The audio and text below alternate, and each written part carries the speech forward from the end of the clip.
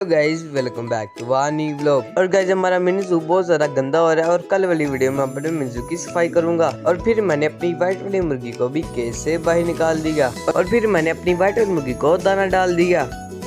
तरीका पानी भी चेंज कर दिया और हमारी व्हाइट वाली मुर्गी ने पानी भी पी लिया। और कुछ देर बाद मैंने अपनी व्हाइट वाली मुर्गी को बंद करके और फिर मैंने अपनी ब्राउन मुर्गी को कैसे बाहर निकाला। और हमारे छोटे डॉन को तो पता ही नहीं चल रहा कहाँ से बाहर आना है। और फिर मैंने भी छोटे डॉन को बाहर निकाला और फिर हमारे छोटे डॉन ने दाना खाया और कुछ देर बाद मैंने छोटे डॉन को केज में बंद कर दिया।